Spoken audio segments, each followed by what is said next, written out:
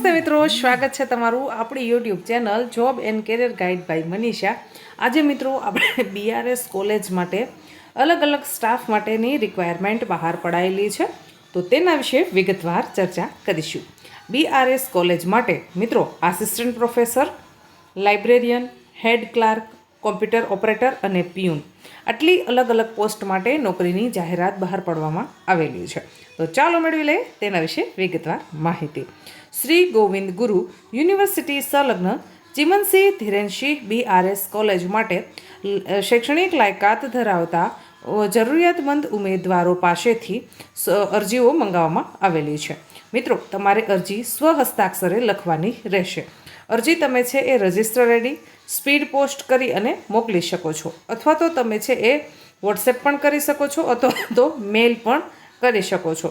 હવે મિત્રો, તમને પગાર ધોરણ છે એ યુજીસી યુનિવર્સિટીના ધારાધોરણો મુજબ ચૂકવવામાં આવશે. તમે તેના માટે છે એ જીસેટ, નેટ, સ્લેટ અથવા તો પીએચડી ભણેલા હોવા જોઈએ. પણ મિત્રો, જો આ લાયક ઉમેદવારો નથી મળતા, મીન્સ કે કોઈ પીએચડી કરેલું, નેટ પાસ, સ્લેટ પાસ અથવા તો કોઈ આવી રીતની યુજીસી જે એક્ઝામો આવે છે એ આસિસ્ટન્ટ પ્રોફેસરની પાસ કરેલા નથી મળતા, તો તેવા સંજોગોના અંદર લાયક શૈક્ષણિક લાયકાત ધરાવતા ઉમેદવારો અને અનુભવના આધારે છે એ નોકરીની તક તમને આપવામાં આવશે. સૌપ્રથમ વાત કરીશું આચાર્યની એક જગ્યા ખાલી છે. તેના માટે શૈક્ષણિક લાયકાતની વાત કરવામાં આવે તો સંલગ્ન વિદ્યાશાખામાંથી તમે પીએચડી સમકક્ષ લાયકાત ધરાવતા હોવા જોઈએ, અથવા તો તમે 5 વર્ષનો શૈક્ષણિક કાર્યનો અનુભવ ધરાવતા હોવા જોઈએ. એટલે કે ભાઈ, તમે છે એ પીએચડી કરેલું હોવું જોઈએ. કોઈ પણ યુનિવર્સિટીના અંદર તમારા પાસે છે એ 5 વર્ષનો તેની કામગીરીને લગતો અનુભવ પણ હોવો ફરજિયાત છે. તો તમે આ પ્રિન્સિપલની પોસ્ટ પર એપ્લાય કરી શકો છો. તેમાં એક જગ્યા ખાલી છે. ત્યારબાદ વાત કરીશું આસિસ્ટન્ટ પ્રોફેસર. આસિસ્ટન્ટ પ્રોફેસરની 2 જગ્યા ખાલી છે. વિષય છે એગ્રોનોમી. હવે મિત્રો, શૈક્ષણિક લાયકાતની વાત કરવામાં આવે તો તમે બીઆરએસ, એમઆરએસ અથવા તો એમએસસી એગ્રીકલ્ચર ભણેલા છો, અથવા તો તેને સમકક્ષ લાયકાત ધરાવો છો, તો તમે અરજી કરી શકશો. ત્યારબાદ વાત કરીશું આસિસ્ટન્ટ પ્રોફેસર. આસિસ્ટન્ટ પ્રોફેસરની 2 જગ્યા ખાલી છે. વિસ્તરણ વિષય છે. મિત્રો, ખાસ હું આપને જણાવી દઉં કે ભાઈ, આ જે જાહેરાતો છે એ ન્યૂઝપેપરમાંથી જે આવતી હોય છે ઓથેન્ટિક એ જ હું મૂકું છું. બીજી કોઈ એક્સ્ટ્રા જે એડવર્ટાઇઝો આવતી હોય છે એના આપણે વિડીયો અપલોડ નથી કરતા, કેમકે અત્યારે છે એ ઘણા બધા જગ્યાએ છે એ સ્કેમ થવાની શક્યતા છે. એટલા માટે છે એ હું આપને આ બાબતથી છે એ સચેત કરું છું. હવે વિસ્તરણ માટે શૈક્ષણિક લાયકાત માંગેલી છે બીઆરએસ, એમઆરએસ અથવા તો તમે એમબીએ ભણેલા છો, અથવા તો આરએમ ભણેલા છો, અથવા તેને સમકક્ષ લાયકાત ધરાવો છો, તો તમે અરજી કરી શકશો. ત્યારબાદ વાત કરીશું આસિસ્ટન્ટ પ્રોફેસર. સબ્જેક્ટ છે પશુપાલન. હવે પશુપાલનમાં પણ શું માંગેલું છે ભાઈ, તો કે બીઆરએસ, એમઆરએસ તમે ભણેલા હોવા જોઈએ, અથવા તેને સમકક્ષ તમે લાયકાત ધરાવતા હોવા જોઈએ. ત્યારબાદ વાત કરીશું આસિસ્ટન્ટ પ્રોફેસર. એક જગ્યા ખાલી છે બાગાયત વિષયમાં. હવે તેમાં બીઆરએસ, એમઆરએસ તમે ભણેલા હોવા જોઈએ, અથવા તો તમે એમએસસી હોર્ટિકલ્ચર ભણેલા છો, તો પણ તમે આના માટે લાયક ગણાશો અને અરજી કરી શકશો. ત્યારબાદ વાત કરીશું આસિસ્ટન્ટ પ્રોફેસર. આસિસ્ટન્ટ પ્રોફેસરની 1 જગ્યા ખાલી છે અંગ્રેજી વિષય માટે. મિત્રો, આ જગ્યા ખાલી છે. શૈક્ષણિક લાયકાત માંગેલી છે તમે બીએ, એમએ કરેલું હોવું જોઈએ, અથવા તો તેને સમકક્ષ તમે લાયકાત ધરાવતા હોવા જોઈએ. મિત્રો, એક વસ્તુ આપને જણાવું છું કે ભાઈ, જે પ્રિન્સિપાલની પોસ્ટ છે આચાર્યની, તેના માટે જ 5 વર્ષનો એક્સપિરિયન્સ માંગેલો છે.